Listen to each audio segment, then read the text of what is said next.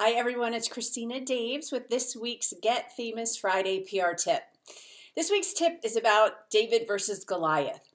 If you're a small business and you have something that you've done that's disrupting what Goliath is doing, you can negate something that they're doing or they're talking about. You've proven something that the big guys are doing that is not right, that the little guy has come up with the answer. That's a great story, and the media loves that. So if you can come up with that David versus Goliath story, I would definitely pitch something like that. So that's this week's short PR tip. I'd also like to invite you to join the PR Challenge. If you haven't done that yet, it's at yourprchallenge.com.